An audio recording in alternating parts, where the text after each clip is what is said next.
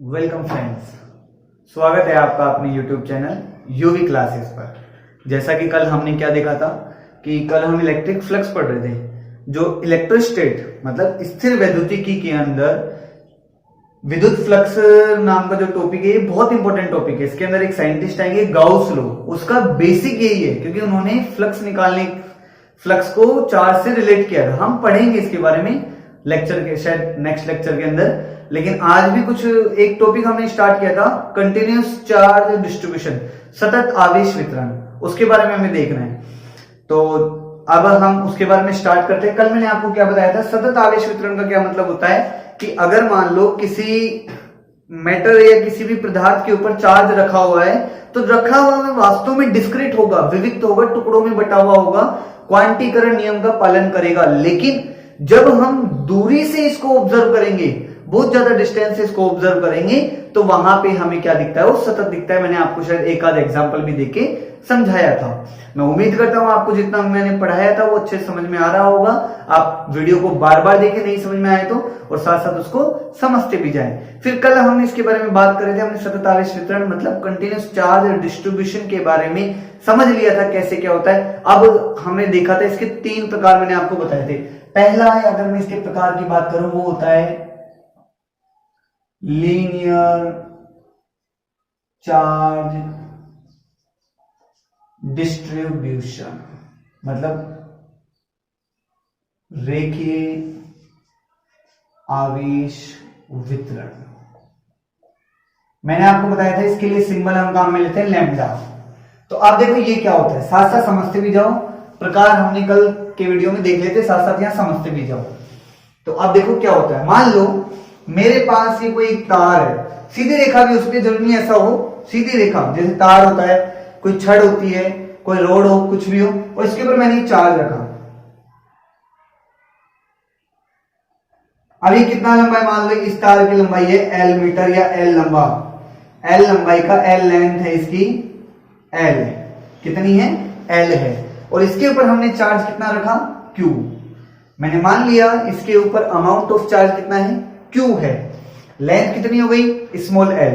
तो अब मानो ये L के ऊपर चार्ज है Q, और ये चार्ज का जो डिस्ट्रीब्यूशन है कंटिन्यूस है, मतलब यूनिफॉर्म, समरूप है, समान जगह पे समान रूप से चार्ज फैला हुआ है। नहीं कि यहाँ पे एक गट्ठा रख दिया, यहाँ पे 1 2 4 रख दिया, यहाँ पे बिल्कुल नहीं, समान रूप से वितरित है। कहते नहीं है जैसे एक आदमी के लिए 5 उंगलियां बराबर होती है, मैं तो समान व्यवहार करते हैं, वो वाली बात है कि समान रूप से वितरित है। तो उसी हिसाब से, तो अब मैं ये कहूं कि L लेंथ के ऊपर अगर लेंथ कितनी हो, L हो, लंबाई L हो, तो चार्ज का अमाउंट, चार्ज का परिमाण कितना है, Q। तो 1 मीटर पे चार्ज का अमाउंट कितना होगा, Q बटे L, होगा नहीं होगा। अभी जो 1 मीटर लंबाई का जो आवेश निकाले छोटा हो गया, इसको लैम्डा कह देते हैं हम। तो लैम्डा बराबर हो गया आवेश बटे लंबाई या चार्ज अपॉन लेंथ। अब मान लो मैंने क्या कहा कि छोटा सा एक टुकड़ा है। देखो हम लोग जब एक की बात करें तो छोटी की बात करें, मतलब एलिमेंट की बात करें, तो मैंने एक लेंथ एलिमेंट लिया डेल L, क्या लिया, डेल L, और इसके ऊपर चार्ज है डेल Q, मतलब छोटा, जहां पे छोटे अमाउंट की बात करें वहां पे डेल सिंबल काम में लेते हैं। तो इसका मतलब मैं क्या लिख सकता हूं, डेल बराबर del Q by del L। वही बात भाई, 10 मीटर चार्ज पे मान लो 20 कूलाम आवेश था, 10 मीटर पे 20 कूलाम आवेश था, तो 1 मीटर पे 2 कूलाम होगा। अब कोई बोले साहब मेरे को तो 10 का नहीं पता, 5 का पता है, 5 मीटर पे 10 कूलाम चार्ज है, मतलब छोटा कर दिया, डेल कर दिया। तो उसी हिसाब से लैम्डा बराबर क्या आ गया, del Q by del L। ये ही हमारा रेखीय आवेश वितरण या लाइन चार्ज डेंसिटी कहलाता है। तो हम क्या लिख सकते हैं, the amount of charge, definition क्या बनी, the amount of charge per unit length is called as line charge distribution. मतलब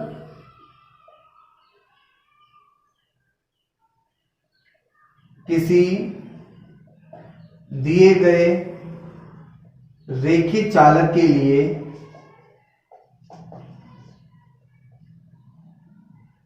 इकाई लंबाई पर आवेश का मान रेखीय आवेश वितरण कहलाता है। मतलब किसी दिए गए, ये दिया गया है इसकी इकाई लंबाई पे, एक लंबाई पे पर यूनिट लेंथ पे चार्ज का the amount of charge per unit length, या एट भी लिख सकते हो, एट पर यूनिट लेंथ भी लिख सकते हो, इज गोल्ड एज। समझ में आ गया बात? तो यहां पे लिख सकते हैं। फिर आप ये फिगर बना के इसका मतलब क्या हो गया, हमारे पास डेल आ गया। अब मैं आपसे पूछूं इसकी एसआई यूनिट क्या होगी, एसआई मात्रक। सीधी बात, चार्ज को किसमें मेजर करते हैं, कूलाम में, और लेंथ को मीटर में। तो क्या मतलब आ गया, कूलाम प्रति मीटर। जैसे अगर मान लो मैं इसका विमेय सूत्र बनाऊं, डायमेंशन फॉर्मूला, वैसे तो सबको आते हैं आप लोगों को, फिर भी मैं उम्मीद करता हूं एक बार देखते हैं विमेय सूत्र क्या होगा। कूलाम का क्या होता है, A1 T1, लेंथ का होता है L1, तो क्या बन गया ये M0 L-1 T1 और A1। आप ऐसा लिख सकते हो। मैं आपके लिए जल्दी ही, कुछ बच्चों का कमेंट था मेरे पास कि सर हमें विमेय सूत्र कुछ कम समझ में आते हैं, तो मैं आपके लिए जल्दी ही विमेय सूत्र पे एक पूरी वीडियो लेके आऊंगा। और मेरा विश्वास माने, और ये मेरा खुद का विश्वास भी है कि आपको एक या दो वीडियो के अंदर जो मैं विमेय सूत्र बताऊंगा उसके बाद आपके पास शायद ही कोई प्रॉब्लम इसकी बचेगी। आगे बात समझ में, आप इसको नोट कर लें।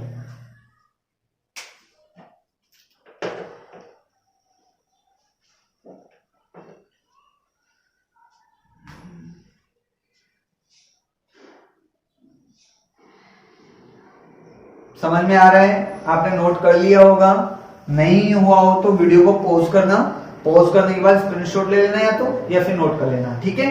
अब मैं आगे बात करता हूं, इसके बारे में हम बात करेंगे अभी।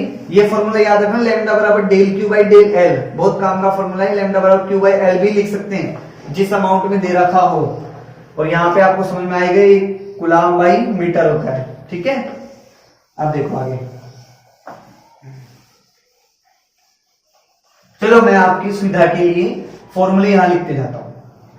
मेरे पास लैम्डा बराबर del Q by del L आया, ठीक है। अब देखो आगे, नेक्स्ट है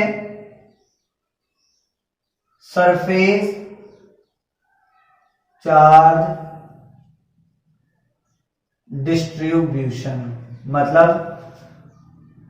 पृष्ठीय आवेश वितरण। इसको सिग्मा से यूज लेते हैं, ठीक है। सरफेस मतलब एरिया भी बोल सकते हैं, कई जगह एरिया वर्ड आता है तो वो भी सही है, वो गलत नहीं है। एरिया चार्ज डिस्ट्रीब्यूशन पृष्ठीय आवेश वितरण सिग्मा। तो अब ये क्या होगा, मान लो मेरे पास ये पृष्ठ दिया है, ठीक है, हमने मान लिया मेरे पास ये पृष्ठ दिया है, सरफेस दे रखा है और इसका क्षेत्रफल है एस, एरिया एस है। इस पे चार्ज जो डिस्ट्रीब्यूट हो रहा है वही यूनिफॉर्म समान रूप से चार्ज वितरित हो रहा है, और ये है क्यू चार्ज, ठीक है। तो अब मैं क्या कह सकता हूं कि ये जितना भी पृष्ठ होगा उसके समान रूप से क्यू है, तो एक इकाई पृष्ठ पे पर यूनिट सरफेस पे, इकाई पृष्ठ मतलब यूनिट सरफेस पे जो चार्ज आ रहा है वो कितना होगा, Q अपॉन एस। इसको मैं क्या बोल सकता हूं, सॉरी, इसके लिए मैं क्या सिंबल काम में लिया था, सिग्मा, अभी पहले वाला दिमाग में रह गया, Q बाई एस। वही बात, अब अगर स्मॉल वाली बात कर लू मैं कि एलिमेंट डेल एस हो और इसके ऊपर चार्ज का अमाउंट डेल क्यू हो, तो पर यूनिट पे जो अमाउंट होगा उसको मैं सिग्मा कहूंगा, और सिग्मा बराबर क्या आ जाएगा, del Q upon del S. समझ में आ रही है बात? देखो मैं आपको डेफिनेशंस लिखना सिखा रहा हूं, मैं अगर पहले लिख दूं फिर उसको समझाता रहूं उससे कोई मतलब नहीं है, मैं समझाने के बाद आपको बनाना सिखा रहा हूं। तो आप सीधी सी लिख सकते हो कि किसी दिए गए पृष्ठ के लिए इकाई पृष्ठ पर आवेश का मान क्या कहलाता है, पृष्ठ आवेश वितरण कहलाता है, सरफेस चार्ज डिस्ट्रीब्यूशन कहलाता है। और ये बात समझ में, देखते हैं आगे। अब देखो इसका मतलब, इसका क्या लिखूं, दिए गए पृष्ठ पर, पृष्ठ के लिए लिखो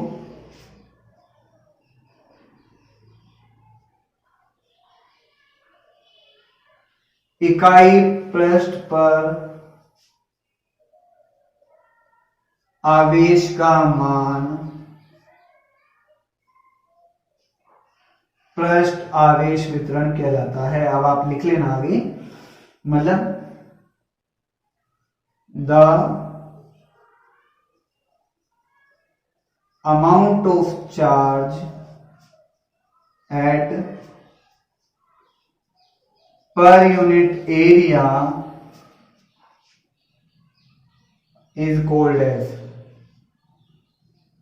the amount of charge per unit area is called as surface charge distribution या सरफेस चार्ज डेंसिटी। देखो डेंसिटी वर्ड आता है, डिस्ट्रीब्यूशन का मतलब वितरण हो गया, लेकिन मैं उसी के अंदर बता रहा हूं।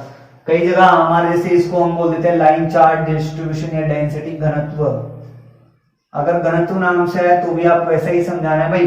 देखो वितरण का मतलब कि अगर लंबाई दिए गए तार के ऊपर समान रूप से आवेश को वितरित किया जाए तो वह पृष्ठ आवेश वितरण कहलाता है। उसकी इकाई लंबाई पे जो आवेश का मान होता है वो क्या कहलाता है, लाइन चार्ज डेंसिटी कहलाता है। ऐसे ही किसी दिए गए पृष्ठ के ऊपर यदि आवेश को वितरित किया जाए, if the charge distributes on the given surface then it is known as surface charge distribution.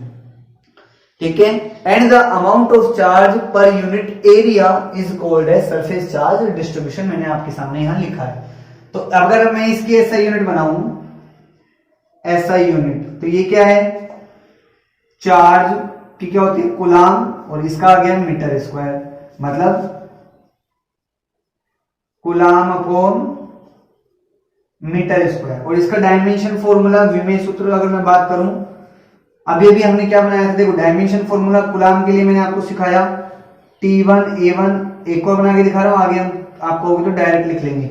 Metre square का होता है L स्क्वायर, तो क्या बन गया L2 L-2 T1 A1, और M0 आप लगा सकते हो आगे और नहीं भी लगा सकते, उसमें भी माइनस L1 आएगा। अगर माइनस नहीं लगाया तो देख लेना, गलती से अगर भूल गया हूं तो L-2 T1 A1।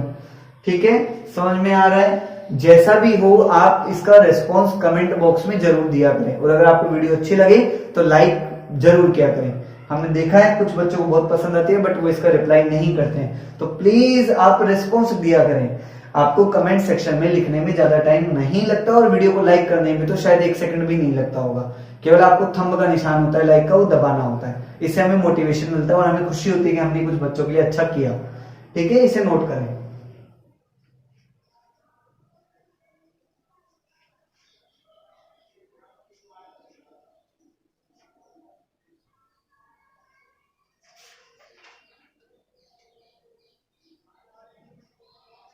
हो गया, ठीक है। देखो ये ध्यान रखना बच्चों, आपके कुछ बुकों में यहाँ डेंसिटी वर्ड भी आ जाता है। अगर डेंसिटी वर्ड आ जाए तो कंफ्यूज होने की जरूरत नहीं, मैं डेंसिटी ही निकाल रहा हूं, घनत्व ही निकाल रहा हूं। ठीक है, लेकिन मेरा क्या टारगेट था, आपको मैंने घनत्व वितरण के अंदर साथ साथ तो बता दिया वितरित भी हो रहा है, और साथ साथ उसका घनत्व कैसे निकलता है वो सिखा दिया। ठीक है, अब अगला नेक्स्ट टॉपिक है,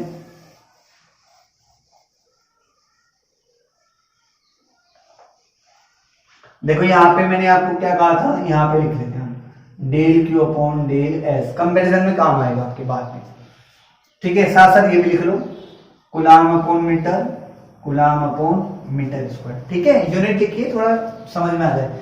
तीसरा है मेरे पास वॉल्यूम चार्ज डिस्ट्रीब्यूशन। ये लो, मैं इसके ओब्लिक में डेंसिटी वर्ड ओ लिख देता हूं। ठीक है, आयतन, आवेश, वितरण, और ओब्लिक में लिखो घनत्व। इसके लिए सिंबल क्या बताया था, रो। ठीक है, वही बात, कोई बड़ा इश्यू नहीं है। मान लो मेरे पास एक वॉल्यूम है, वॉल्यूम मतलब 3D ज्योमेट्री। ठीक है, तो ये लो, मैं 3D ज्योमेट्री इस हिसाब से कंस्ट्रक्ट कर ली।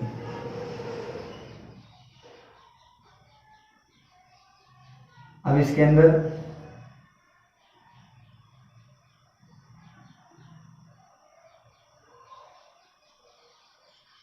जी हो गया। ठीक है, वही छोटी सी बात, चार्ज कितना है इसके अंदर, Q, वॉल्यूम कितना है इसका, V, चार्ज कितना Q, वॉल्यूम कितना V, एक डब्बा है, डब्बे का वॉल्यूम क्या हो गया V हो गया, ठीक है।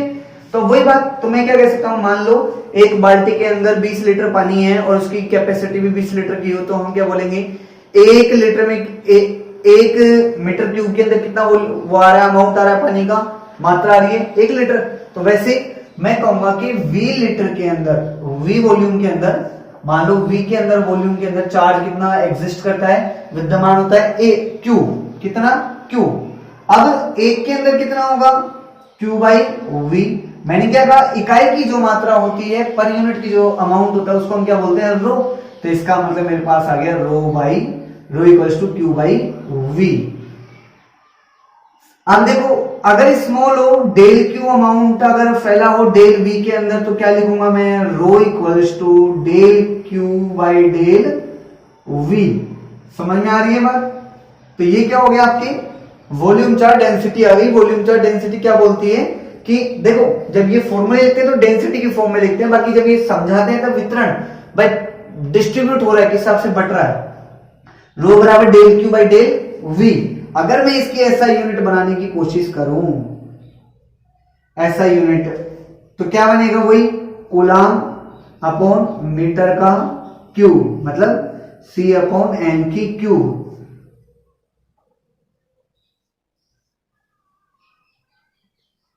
और इसका विमेय सूत्र बनाए, डायमेंशन फॉर्मूला ये होता है, आपको बताया था A1, पहले इससे लिखो L की पावर -3 A1 और T1। अब तो आपको समझ में आ गया होगा, ठीक है। अब इसके अगर मैं डेफिनेशन देखूं तो आपको समझ में आ गया होगा, तो आप इसके डेफिनेशन खुद लिख सकते हैं कि दिए गए वॉल्यूम के अंदर, किसी दिए गए वॉल्यूम के लिए इकाई वॉल्यूम के इकाई आयतन में आवेश की मात्रा आयतन आवेश घनत्व कहलाता है। मतलब if Q charge is distributed in the given volume V, then the amount of charge in given volume, then the amount of charge per unit volume, given नहीं, per unit volume is called as volume charge density। समझ में आ गई बात। अगर density का form घनत्व का मतलब आप जानते हो क्या होता है, द्रव्यमान बटे आयतन, मास बाय वॉल्यूम। तो वही बात है कि ये द्रव्यमान हो या लंबाई, अगर एक विमा है, सिंगल डायमेंशन है तो आयतन का काम करे, डबल डायमेंशन है तो एरिया आयतन का काम करता है, और अगर वॉल्यूम है तो फिर वॉल्यूम तो वॉल्यूम होता ही है। समझ में आ गया होगा आपको सारा। तो अब आप इसको अच्छे से नोट कर लें, ठीक है।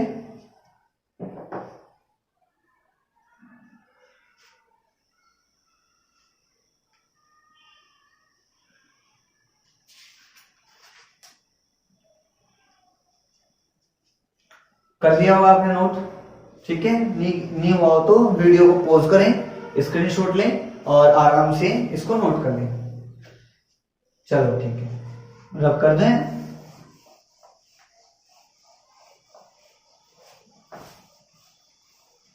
तो यहां पे हमारे पास क्या फॉर्मूला आया, rho equals to del Q by del V, coulomb upon metre का क्यूब। समझ में आ गई बात। अब आप देख सकते हो लैम्डा, रो और सिग्मा तीनों आ गए मेरे पास, लैम्डा सिग्मा रो, लैम्डा रो सिग्मा, रो सिग्मा लैम्डा। एक विमा के लिए, दो विमा के लिए, तीन विमा के लिए, एक विमे, दो विमे, थ्री विमे, one dimension, two dimension, three dimension. One dimension के अंदर अगर चार्ज का डिस्ट्रीब्यूशन देखा जाए तो उसकी डेंसिटी आएगी lambda, del Q by del L. Two dimension के अंदर अगर चार्ज का डिस्ट्रीब्यूशन देखा जाए तो उसकी डेंसिटी आएगी del Q by del S. Three dimension के अंदर अगर चार्ज का डिस्ट्रीब्यूशन देखा जाए del Q by del V, तो उसकी डेंसिटी क्या होगी, रो होगी। समझ में आ रही है बात। अब इसके बाद देखो हम क्या करते हैं, इनके कारण फोर्स निकालते हैं हम लोग। क्या निकालते हैं, force and intensity, electric field, force due to charge, continuous charge distribution मान लो आप। तो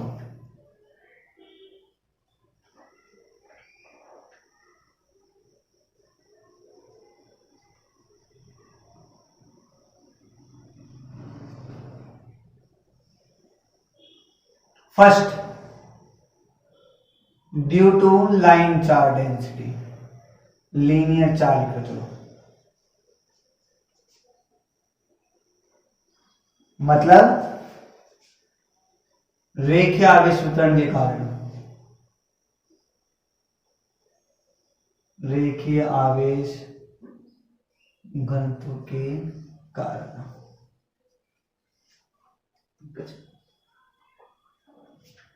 देखो इसके अंदर क्या होगा, मान लो मेरे पास एक वायर है जिसके ऊपर चार्ज है Q।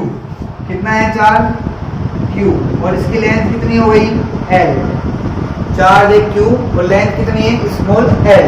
अब देखो इसके अंदर क्या होता है, मान लो मैंने मान लिया इसका एक छोटा सा एलिमेंट है डेल L। छोटा सा एलिमेंट क्या है डेल L, और इस छोटे से एलिमेंट के ऊपर चार्ज का अमाउंट आ रहा है डेल Q। भाई जब पूरी लेंथ के ऊपर L के ऊपर चार्ज Q है तो डेल L के ऊपर चार्ज कितना हो डेल Q।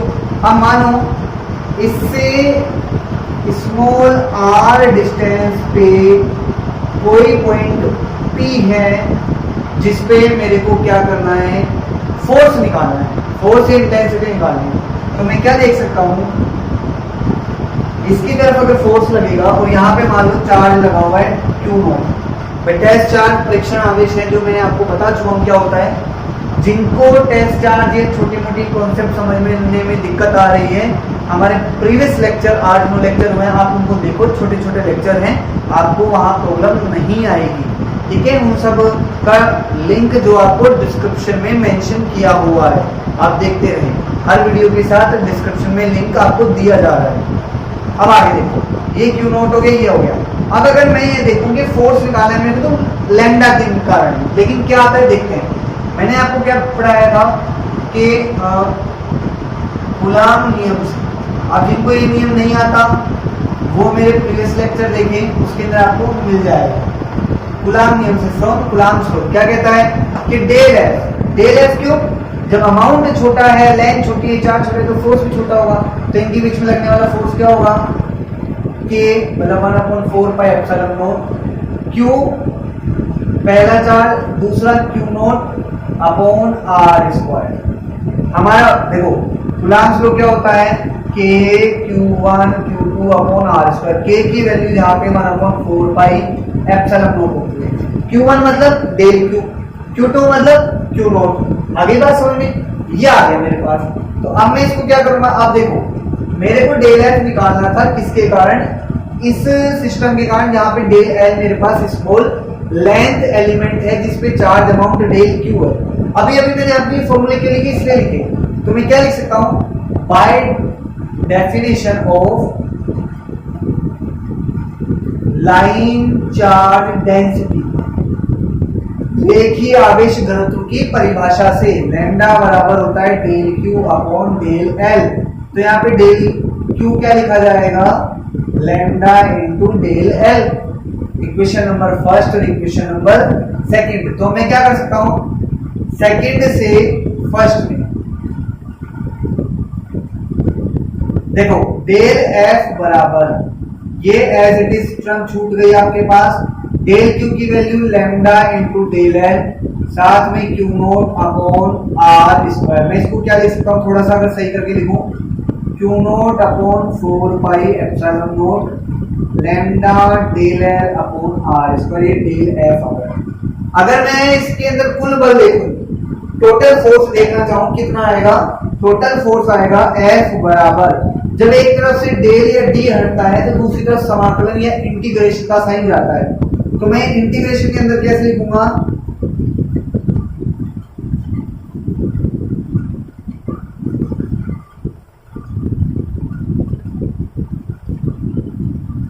या तो ये हो गया, या फिर हमारे एक टर्म आती है क्यू नोट अपॉन 4 पाई, जो क्वांटिटी वेरिएबल नहीं हो उसको हम लोग क्या कर सकते हैं, बाहर लिख सकते हैं, अप्लाई जेड मत लगाओ, इक्वली लगाओ, lambda into del L upon R square. इसको ऐसे भी लिखा जा सकता है, अगर मैं ऐसे लिखना चाहूं तो ये आपके पास फोर्स आ गया। अब अगर इसकी वेक्टर फॉर्म लिखोगे तो वेक्टर आर कैप आ जाएगा आगे, माने यहाँ पे वेक्टर एफ लगाऊं, जैसे वेक्टर फॉर्म क्या होगी, इन वेक्टर फॉर्म सदिश रूप में Q naught upon 4 pi epsilon naught lambda del L upon R square into R cap.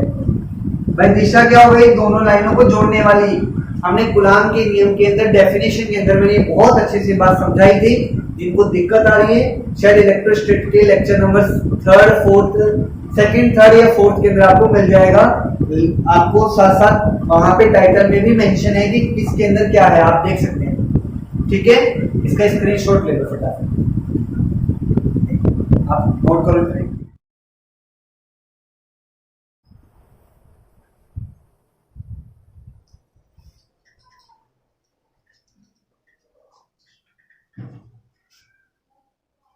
ठीक है, कर लिया। अब इसके आगे देखो इंटेंसिटी और देख लो साथ साथ, इसकी ऊपर से मिटा देता हूं मैं।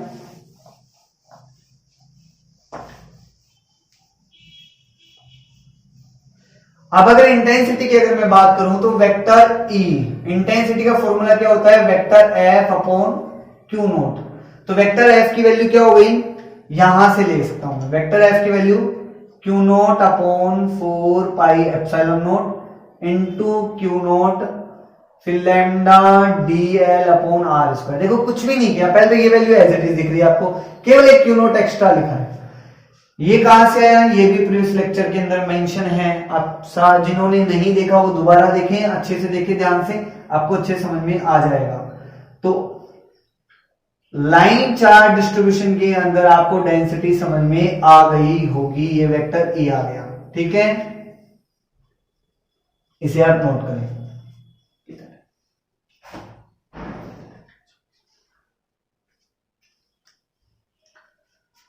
समझ में आ गया। देखो इसी प्रकार आपके सरफेस चार्ज डिस्ट्रीब्यूशन के कारण और वॉल्यूम चार्ज डिस्ट्रीब्यूशन के कारण इंटेंसिटी और फोर्स निकलता है। आप उसको सेल्फ बनाने की कोशिश करना, नहीं आए तो मुझे मेंशन करना, आप डिस्क्रिप्शन में जरूर डालें। देखो आप लोग, कुछ बच्चे क्या करते हैं, वीडियो देखते हैं, उनको पसंद भी आ रहा है, बहुत अच्छी बात है। जिनको आ रहा है नहीं आ रहा, बहुत अच्छी बात है, आप देख रहे हैं, लेक्चर ले रहे हैं। लॉकडाउन के अंदर आपके घर रहते हुए एक रेगुलर वे में हम लोग आपको मेटेरियल प्रोवाइड करवा रहे हैं ताकि आप लोग घर रहकर पढ़ सकें, आपका अच्छा हो सके। तो इसके लिए आप लोग सिर्फ रिटर्न में आपसे कितना मांग रहे हैं कि आप कमेंट सेक्शन में मेंशन करें कि कैसा लगा वीडियो, और लाइक करें, और साथ साथ अपने फ्रेंड्स या आपके कोई भी रिलेटिव्स वगैरह उनको शेयर करें जो इससे रिलेटेड हो, साइंस एग्जाम से। ये जितनी भी वीडियोस आ रही है इक्वली आपके वैल्यूएबल हैं, सीबीएसई बोर्ड हो चाहे राजस्थान बोर्ड हो या अदर कोई भी स्टेट बोर्ड हो।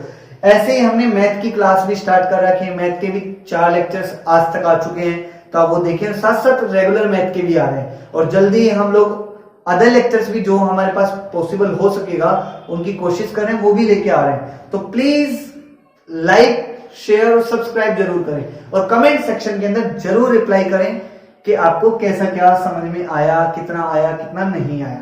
ठीक है दोस्तों, आज के लिए इतना ही। कल इसके आगे का टॉपिक हम देखेंगे कंटिन्यूस चार्ज डिस्ट्रीब्यूशन में। आज हमने लाइन चार्ज डेंसिटी मतलब रेखीय विस्तारण के कारण देखा है, कल हम इसी के आगे स्टार्ट करेंगे। कल हमारा होगा सरफेस का और वॉल्यूम का। फिर उसके बाद हमारा एक बहुत इंटरेस्टिंग टॉपिक स्टार्ट होगा जिसको कहते हैं हम गाउस लॉ। तो ऐसे ही बने रहिए यूवी क्लासेस के साथ। थैंक यू वेरी मच दोस्तों।